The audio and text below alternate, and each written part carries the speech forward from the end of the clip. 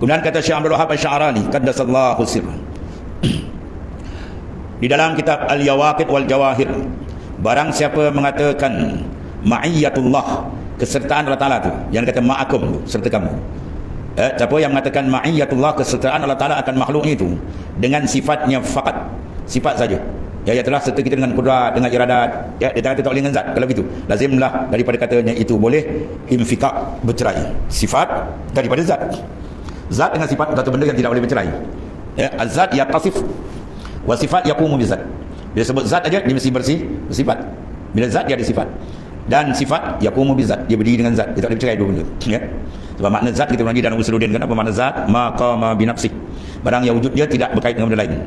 Adapun sifat maqama bi ghairi, yang kewujudan dia berdiri pada benda lain. Mana dua? Apa benda? Zat. Sifat duduk di zat, zat tidak sunyi daripada sifat. Jadi bila kita musyahadahkan di sini, ma'iyahkan akan sifat dengan sendiri, zat boleh bercerai. Itu mana? Maka demikian itu muhalun, mustahil, ya. Infikak, bercerainya zat dengan sifat, suatu benda yang mustahil, tak diterima akal. Tetapi barang siapa mengatakan ia bahawasanya ma'iyah itu kembali bagi sifat jua, tiada bagi zatnya, maka itulah adab amat sempurna. Dan jikalau ada sifat Allah itu tiada boleh bercerai dengan zatnya sekalipun, intaha kalamnya. Itu dipanggil atas jalan adab sajalah. Dan kita bercakap dan ada bentuk-bentuk beradab, ta'adduban, beradab. Dalam Quran disebut dua, satu atas jalan hakikat, satu jalan adab. Kalau hakikat kullum min indillah, katakan semua itu dari itu hakikat. Kalau adab, ma'asabakum min hasanatin faminallah wa ma'asabakum min sayyatin famin nafsi. Apa yang baik dari Allah, yang buruk dari kita. Ada pula yang lain buat Tuhan. Tak, itu ta'adduban, dia beradab. Ya. Kalau orang tanya kita babi siapa jadikan? Tentu nak jawabnya. Atas jalan adab kita kena jawab cara beradab. Semua makhluk dijadikan oleh Allah. Dia bertanya tak ada babi tu siapa jadikan? Kita jawab semua makhluk Tuhan jadikan. Kalau ditanya lagi kau ni bebal mungkin. Padahal bagal. Kita semua masuk tak? Masuk. Tapi bahasa tu digunakan. Itu bahasa-bahasa beradab dengan Allah Subhanahu Wa Taala. Semua makhluk dijadikan oleh Tuhan. Dia kena faham tu, kan? Dia kalau asal makna sifat dengan zat, dipanggil yahtaj. Sifat berhajat kepada zat. Maksudnya dia berdiri, duduk. Jadi dalam bahasa ketuhanan, bahasa Usuluddin dan bahasa ahli makrifat tak boleh guna bahasa menumpang, berhajat menumpang tak boleh. Ya, diiham di bawah makna macam lemah. Jadi tak boleh guna makna berhajat, tak boleh menumpang, dia kena makna berdiri. Itu maksudnya. Qamah, makna sifat yang berdiri zat. Itu bahasa dia panggil ta'adduban. Ya, bahasa beradab dengan Allah SWT. Maka itulah adab amat sempurna. Dan jikalau ada sifat Allah Ta'ala itu tiada boleh bercerai dengan zatnya sekalipun, intaha bil kalam Syekh Wahab Asy-Sya'rani. Maka bicarakan olehmu, wahai, yang bicarakan olehmu akan dia, kerana bahawasanya itu sangat halus, yang benda daqaik. Syahdan, satu perkara yang disaksikan benar, bermula wujud Allah Ta'ala dan zatnya, mana diri dia tu bukan ia jisim, ya, mana bertubuh macam kita, tidak. Sebab bila jisim dia berhajat kepada apa? Mahal, tempat dan sebagainya. Itu cara kita. Jadi zat kita, jisim kita ni cara kita, adapun zat Allah cara dia. Ya, sebab apa? Hakikat tidak sama. Hakikat makhluk mungkin wujud, mana ada itu mungkin, ada boleh, tak ada betul. Ada pun wujud adalah wajib, mana benda yang tak diterima akal ketiadaan dia, satu benda yang mukhalafah, ya. Dan bukan ia jawahir, ia telah mata benda atau jauhar, bukan. Ya, zat Allah ialah selain daripada demikian, zat yang maha sempurna, yang maha dahsyat. Dan bukan arat, mana sifat yang berdiri pada zat, itu mana arat. Dia kalau arat dia bahasa dia khusus, lafaz yang khusus digunakan bersifat makhluk. Kalau sifat lafaz itu istirak. Sebut sifat dia boleh pergi dua, satu sifat yang qadimah, satu sifat yang hadisah. Dan sifat qadimah itu sifat ta'ala, yang kekal, yang sedia kala. Ada pun sifat kita hadisah, mana baharu. Itu beza. Kalau lafaz sifat dia dua makna. Kalau arat khas, ya, mana sifat yang duduk di zat yang baharu. Dan bukan ia ittihad, mana bukan dia ittihad bersatu. Bila kata maha serta tadi, mana dia bersatu? Tidak. Dan bukan dia hulul, mana bertempat. Ya, kita ada tempat, bila Tuhan serta, Tuhan duduk belah mana? Depan, belakang, kiri, kanan, tak boleh. Ringkas dia segala sifat yang layak dipakai oleh makhluk, fallahu mukhalifun bisalik. Apa saja sifat yang layak dipakai oleh makhluk, maka Allah Ta'ala mukhalafah semua benda. Itu senang, habis tutup. Segala sifat yang dipakai oleh makhluk, apa berjalan, tegak, duduk, apa semua, ya, besar, kecil, maka tu tidak layak bagi Tuhan. Tiba-tiba kalau lapas sama, besar, Tuhan pun besar macam, besar dia bukan besar yang kita maksudkan. Bukan besar macam ni, bukan. Ya, itu besar yang layak dengan kebesaran Tuhan, yang maha agung, yang maha dahsyat kebesaran dia. Dan tiada baginya jihad, tidak ada bagi Allah Ta'ala tu jihatun, pihak. Depan kita ada pihak enam, depan, belakang, kiri, kanan, atas, bawah. Itu semua sifat yang layak dengan makhluk. Maka Tuhan bukan sedemikian. Kalau Tuhan dah sedemikian, Tuhan suruh jadi kita lah. Kita pun jadi Tuhan. Ya. Betul apa siapa jadikan Tuhan, itu tak boleh pulau. Sebab kalau Tuhan kena jadi, suruhnya kita. Kan?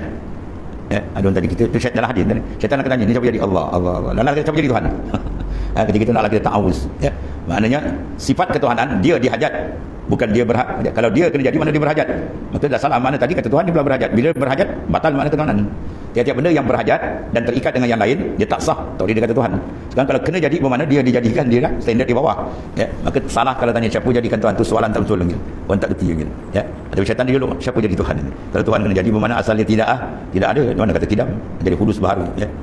Dan tiada baginya jihad mana pihak kerana bahawasanya ia tiada berhad dan tiada terhingga masyarakat. Inilah kedahsyatan kewujudan Tuhan yang maha dahsyat. Tidak ada sedikit pun jalan mumasalah persamaan dia dengan makhluk, ya. Dan tiada baharu, dia bukan asalnya tiada, dan berlainan adanya dengan tiap-tiap suatu seperti firman-Nya, laisa kamitslihi syai' wa huwas samiul basir. Artinya tiada seperti Allah Taala suatu jua pun, dan ia jua yang amat mendengar lagi amat melihat. Jadi kita kan akan hakikat pun hizat Tuhan, tidak ada satu pun yang sama dengan dia. Kalau sama dengan makhluk, itu makhluk jawab dia, ya. Dan lagi tiada yang bersahabat, tiada ia bersahabat, tiada ia beranak, tiada ia diperanak, tiada sekutu baginya, dan berkendak tiap-tiap barang yang lain kepadanya. Itulah kehebatan suratul Ikhlas itu. Ya, sebab surah Ikhlas baca 3 kali je menepati khatam Quran. Sah. Ya, suratul Ikhlas. Tapi yang kita baca 3 kali tak baca Quran. Ya, dan dia tak baca Quran, ada khatam 3 kali baca ni. Bukan tu. Kita tengok yang besar ni. Pertama, tiada ia bersahabat, mana walam yakun lahu kufuwan, tidak ada kafaah, tidak ada kufu, tidak ada benda yang standing dengan dia. Itulah kehebatan Tuhan yang maha dahsyat, ya. Tiada ia beranak, mana dia tidak tidak orang dibin di bangsa pada dia, tak, dia tunggal. Dan tiada ia diperanak, bukan dia dibinkan dengan orang lain, tak. Itu semua sifat-sifat makhluk. Makhluk ni ada beranak, diperanakkan, dia diperanak, begitulah maknanya, ya. Kita diperanak dan kita beranak. Kita diperanak sebab kita asal tak ada, kemudian diperanakkan. Kemudian pula kalau yang perempuan diperanak, kan. Kemudian tiada sekutu, ahad. Sebab dalam istilah ilmu mengenal Tuhan, lapas yang paling masyhur apa? Ahad. Ya, tunggal. Tuhan yang Maha Esa. Ya, lapas itu akan keluar. Sebab apa? Sebab lapas inilah merupakan lapas yang diperjuangkan oleh semua nabi-nabi dan rasul-rasul, iaitu membatalkan at-tasyrik, menyekutukan Tuhan, membawa agama tauhid. Tauhid lawan dia tasyrik, menyekutu. Sebab bila kita bagi kepada makna, ya ayuhan nas antumul fuqara ila Allah wallahu huwal ghaniyul hamid. Wahai manusia, kamu makna fakir, antumul fuqara, fakir, keluar sifat iftikar kul ma'ada ilaih. Dan Allah Ta'ala ghaniyun, keluar sifat istina ila angkul masiwah, terkait Tuhan daripada yang lain.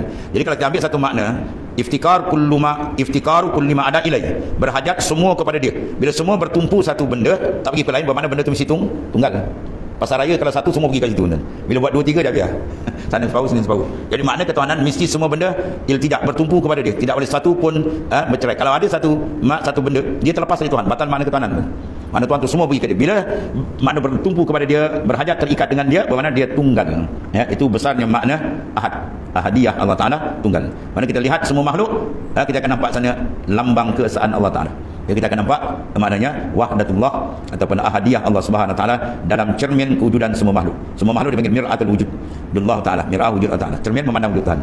Sebab kalau tidak maknanya esa, batal makna ketuhanan. Kalau batal makna ketuhanan, bermakna tidak ada sesuatu makhluk di atas muka bumi. Sebab yang boleh ijad mengadakan misi tahap dia ialah ketuhanan, dia adalah Tuhan. Maka makna ketuhanan mesti tunggal. Hati pergi situ kan. Betul, kita nampak kewujudan Tuhan dalam pandangan dalam setiap kita memandang makhluk. Mata luar memandang khalaik makhluk, mata dalam memandang keesaan Allah SWT. Ya, tunggal sentiasa kita pandang. Itulah kehebatan. Bila terbuka tu, dia akan rasa kelazatan yang cukup hebat. Memandang ahadiyah Allah Subhanahu Wa Taala. Yang disebut dalam firman-Nya, "Qul huwallahu ahad, Allahus samad, lam yalid wa lam yulad wa lam yakul lahu kufuwan ahad." Katakan olehmu ya Muhammad sallallahu alaihi wasallam, bermula Tuhan Allah Taala tu esa, dan mana berlengkap ia, yakni apa? Berkendak tiap-tiap orang yang lain kepadanya. Itu mana as-samad. Ini dipanggil qalbun suratul ikhlas. Hati bagi surah ikhlas apa? As-samad. Bila kita baca qul huwallahu ahad, Allahus samad, tuan-tuan niatkan situ hajat, insyaallah makbul.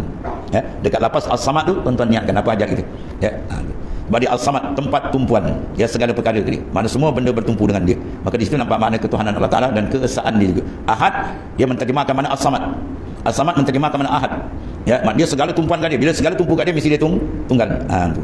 Dan bila tunggal, lam yalid, dia tak ada beranak, pada beranak dah tak tunggal, atau diperanakkan dah tak tunggal, batal makna ahad. Ya, semua tu menterjemahkan ahadiyah Allah Taala. Walam yakul lahu kufuwan ahad, dan tidak ada satu pun yang standing pun menterjemahkan makna ahad. Mana ketunggalan Allah Ta'ala, dia tunggal, dia je, itu maksud dia. Berarti bila sampai peringkat dibukakan kalbi kita akan nampak dia dan keesaan dia, keperasaan kalbi kita kepada ahadiyah Allah Ta'ala itu merupakan satu makam yang tinggi, ya, makam yang menyebabkan kalbi insan itu akan jadi bercahaya terang dan dia tidak akan berpusing kepada yang lain. Habis itu dan syahdan wallahu a'lam.